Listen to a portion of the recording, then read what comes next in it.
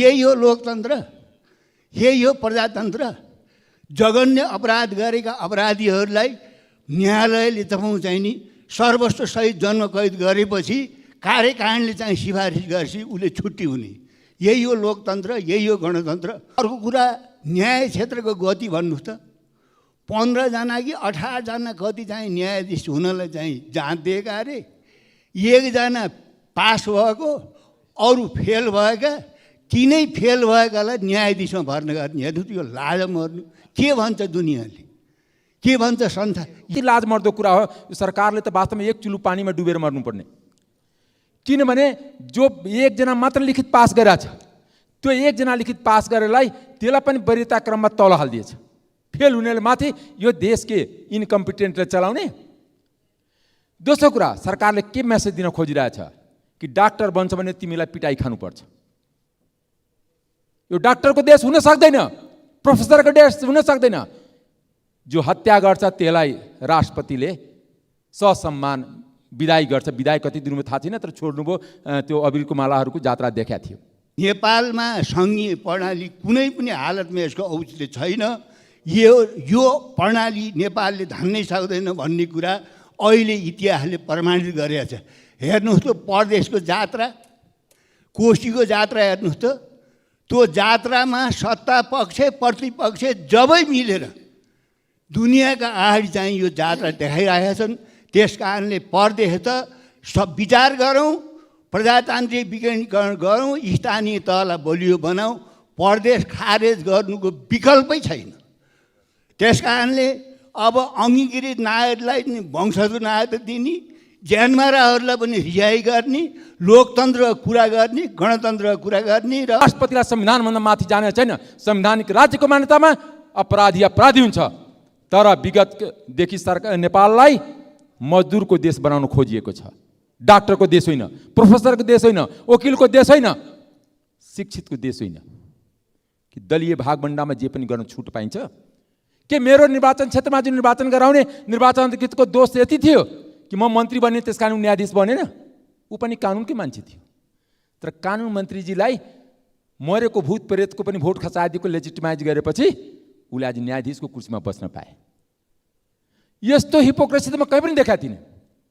मन्त्री बन्नुभन्दा पहिला पुरा उपदेश फलाक्दै हुन्थ्यो कि म देश र जनताको लागि हो, अपराधी देशको लागि, असक्षम देशको लागि। यो कुरा सम्य छैन। साथसाथै मैले आज के कारण हो, म एक कारण जान्न चाहन्छु। यदि सरकारले भनेर भने म अर्को संसदको बैठकमा म कारण बताउँछु। यही सरकारको पालामा देशको जातीय दङ्गा, धार्मिक दङ्गा किन बढिरहेछ?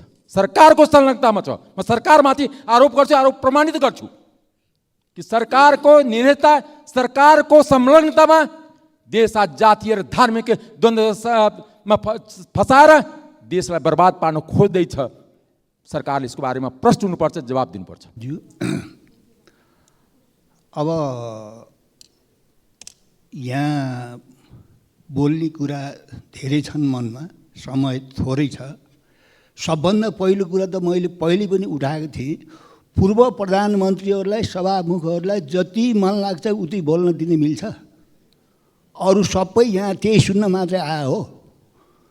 2 घन्टा बोल्दाखेरि नयाँ कुरा के नै आयो उहाँको। त्यस कारणले यसमा चाहिँ विचार गर्नुपर्छ, मेरो एउटा कुरा। दोस्रो कुरा, राष्ट्रपतिबाट गणतन्त्र दिवसको अवसरमा, संविधान दिवसको अवसरमा फौजदारी मुद्दा लागेका अपराधीहरूलाई जुन मिना दिने काम भयो, यो अत्यन्त तपाईँ चाहिँ गलत काम छ। यो चाहिँ राजनीतिक पार्टीहरूको चाहिँ सत्ताधारीहरूको सिफारिसमा जे सिफारिस आउँछ त्यो मैले मान्नुपर्छ भनेर चाहिँ सम्माननीय राष्ट्रपतिज्यूले व्यवस्था चाहिँ प्रकट गर्नुभएको छ। यदि कार्यकारणले सिफारिस गरेर हरेक प्रकारका ज्यानमाराहरू अपराधीहरूले छुट्टी पाउने हो भने न्यायपालिका किन चाहियो? अर्को कुरा, न्याय क्षेत्रको गति भन्नुहोस् त। 15 जना कि 18 जना कति चाहिँ न्यायाधीश हुनलाई चाहिँ जाँच दिएका अरे, 1 जना पास भएको, अरू फेल भएका, तिनै फेल भएकालाई न्यायाधीशमा भर्ना गर्ने। हेर्नु त यो लाज मर्नु के भन्छ दुनियाँले, के भन्छ संसार? यही हो लोकतन्त्र, यही हो प्रजातन्त्र। जघन्य अपराध गरेका अपराधीहरूलाई न्यायालयले तपाईँ नि सर्वस्व सहित जन्म कैद गरेपछि कार्यकारणले चाहिँ सिफारिस गरेपछि उसले छुट्टी हुने।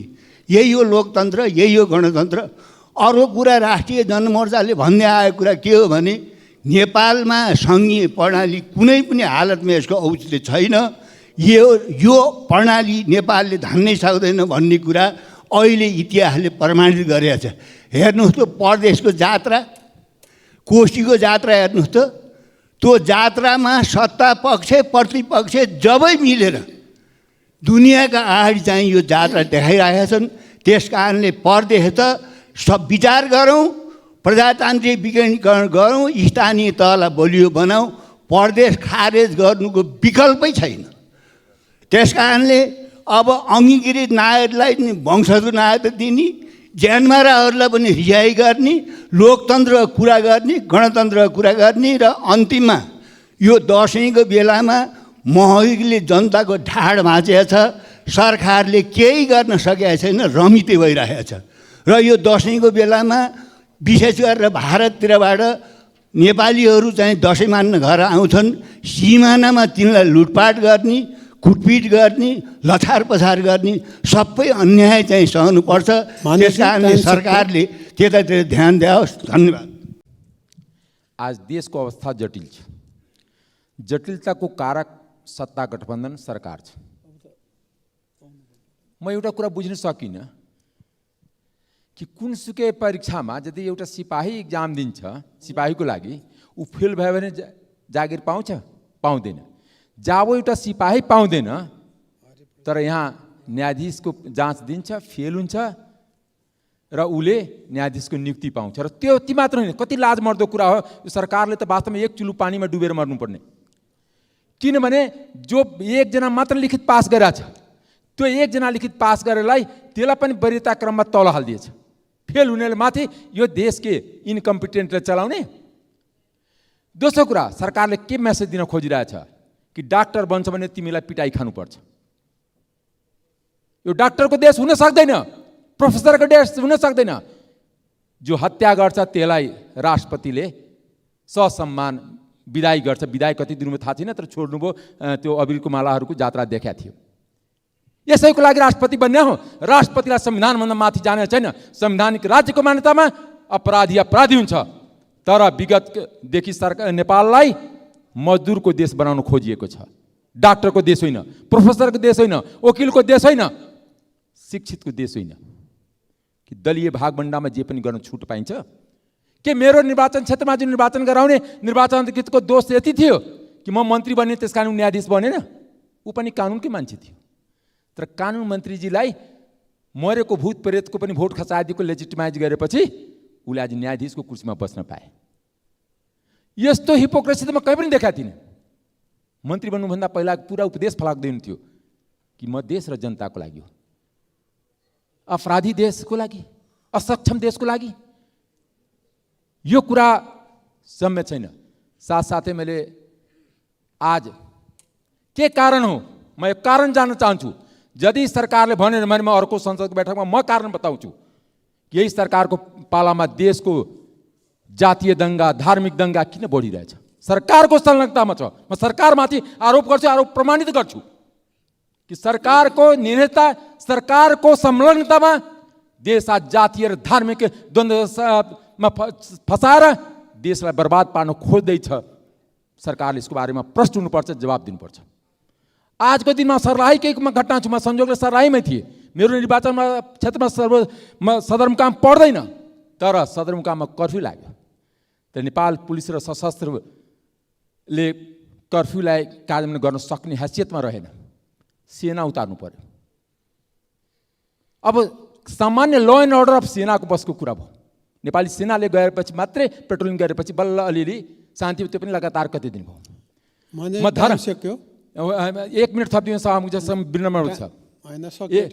एकातिर हामी एसीमा बसेर तलबत्ता खाइरहेछौँ, नेपालगञ्जमा दङ्गा भइरहेछ। कि हामी यसैको लागि तलबत्ता खाइरहेछौँ कि हाम्रो देश जलिरहोस्। निरो जस्तै रोम जलिरहेको थियो, निरो बाँसुरी बजाइरहेको थिए। हामी सरकारसँग प्रश्न चाहन्छु। टाइम सक्यो मान्यज्यू। हस्, धन्यवाद। केही महत्त्वपूर्ण विषयमा सभामुख मार्फत सरकारको ध्यान आकर्षण गराउन चाहन्छु। प्रधानमन्त्रीजीले इन्धनको मूल्य वृद्धिबारे थाहा नभएको बताउनुभयो।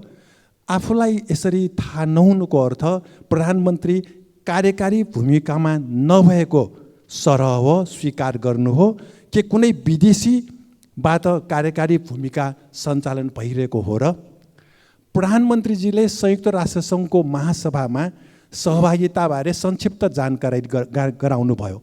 तर प्रधानमन्त्रीजीको सम्बोधनमा एक देशको समाजको नीति अर्कोमा लागू नहुने, प्राथमिकतामा र परम्परा, इतिहास, संस्कृति फरक हुने, बरु एक अर्कोबाट सिक्ने, अनुभव बाँड्ने र बुझ्ने, विश्वका जनतामा विभाजन होइन एकता ल्याउने बारे उल्लेख भएन।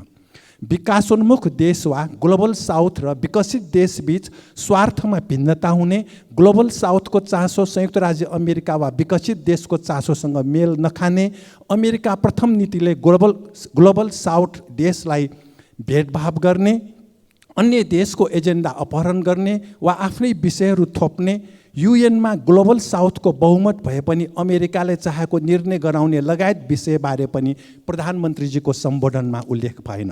आजभन्दा 20-22 वर्ष अगाडि नै युक्रेनमा रहेका 3वटा गैर सरकारी संस्थालाई अमेरिकी सरकारको आर्थिक सहयोग भएको सार्वजनिक भएको थियो। प्रधानमन्त्रीजीको सम्बोधनमा यो विषय पनि उल्लेख भएन। परिणाम अहिले युक्रेनमा रुस विरुद्ध अमेरिकी छडम युद्ध भइरहेको छ।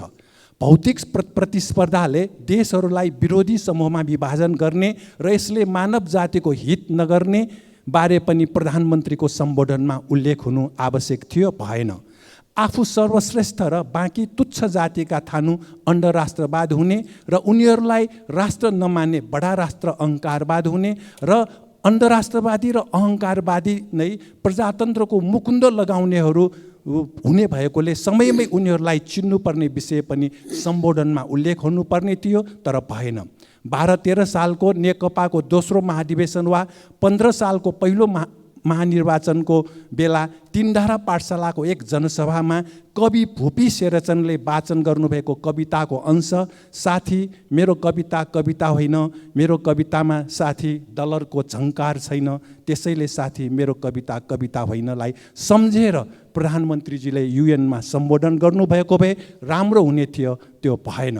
राष्ट्रपति महोदय रामचन्द्र पौडेलले शासक दलका कार्यकर्ता ज्यानमारा भए पनि सरकारको सिफारिस अनुसार रिहा गरेको दाबी गर्नु गलत छ। राष्ट्रपति पद खोपाको मूर्ति र संवेदनहीन होइन। के सरकारले नेपाललाई सिक्किम जस्तै भारत विलय गराउने प्रस्ताव राखे पनि राष्ट्रपति महोदयले समर्थन गर्न मिल्छ र मिल्दैन? सभामुख महोदय, मान्यज्यू टाइम सक्यो। धन्यवाद।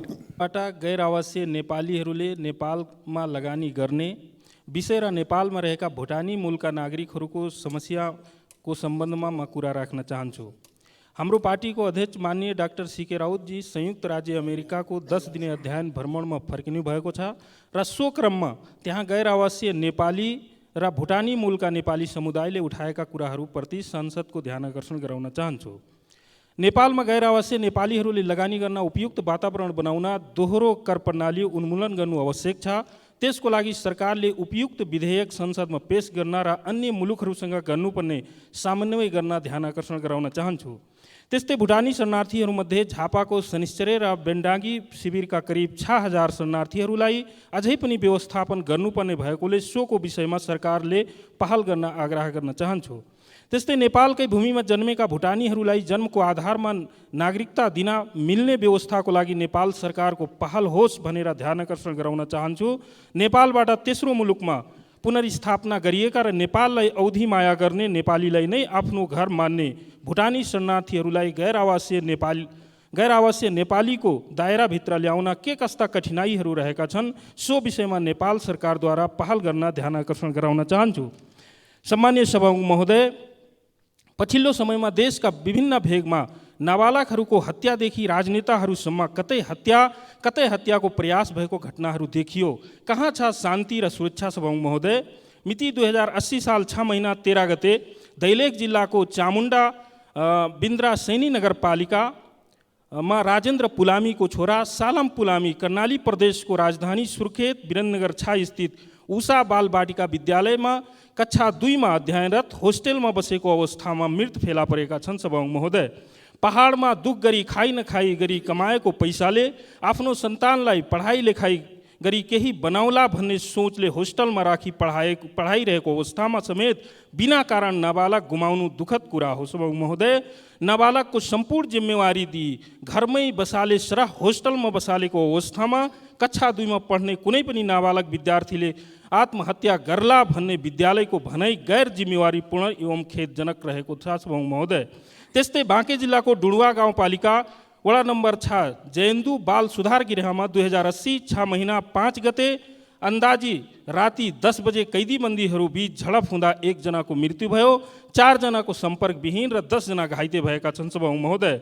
मृत्यु हुने रूपन्देही कञ्चनपुर गाउँपालिका 4 इन्द्रपुर अंदाजी 21 वर्षीय सुलभ केसीको मृत्यु भएछ। सम्मान्य सभामुख महोदय, बाल सुधार गृहको नाममा 35 वर्षसम्मका कैदीलाई नाबालक कैदीहरूसँग राखिन्छ र राति 10 बजेदेखि दिनको 2 बजेसम्म झडप हुँदा पनि प्रशासनले नियन्त्रण गर्न नसक्नु कसको लापरवाही हो सभामुख महोदय। तत्काल बाल सुधार गृहहरूलाई व्यवस्थापन गरी छानबिन गरियोस् र दोषीमाथि कारवाही होस् भन्ने कुरा म माग गर्दछु। धन्यवाद।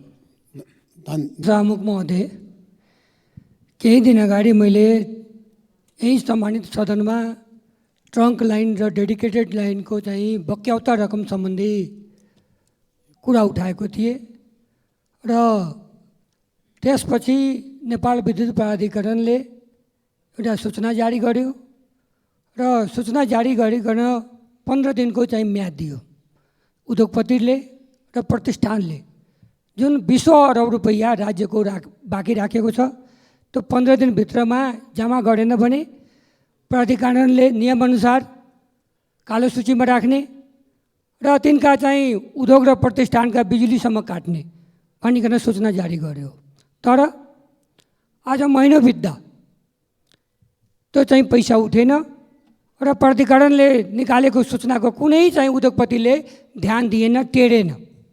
किन टेरेन भने हामीले सामाजिक सञ्जालमा हेरे कि ती उद्योगपति र प्रतिष्ठानका केही अगुवाहरू र त्यसमध्येका एकजना मुखियाले त्यो सबै उद्योगपतिलाई प्रधानमन्त्रीजी कहाँ लगेको छ र प्रधानमन्त्रीजीको चाहिँ मौखिक आदेशमा चाहिँ ट्रङ्क लाइन र डेडिकेटेड लाइनको बक्याउता 20 अरब रुपैयाँ रोकियो भने हामी सामाजिक सञ्जालबाट सुने।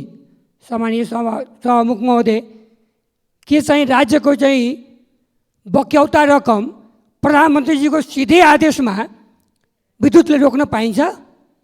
त्यस्तो पाइन्छ भने सबै नागरिकको विद्युत फ्री गरिदिए हुन्छ।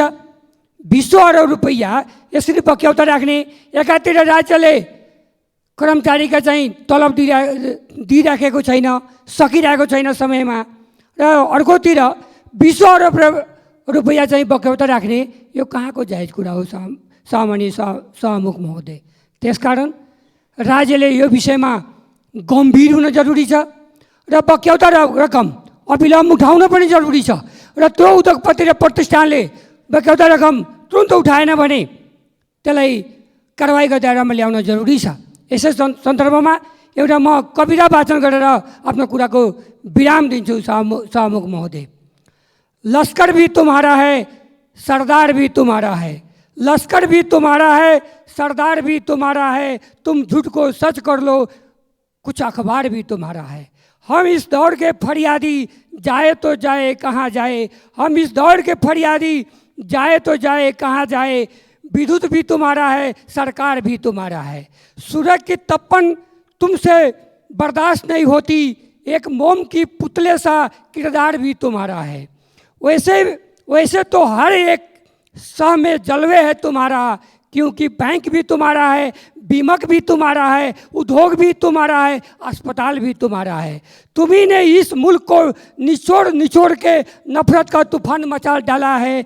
इस वतन से प्यार का दावा न करो साहब, तुम्हें ने इस मुल्क को शमशान घाट में उतार दिया है। धन्यवाद।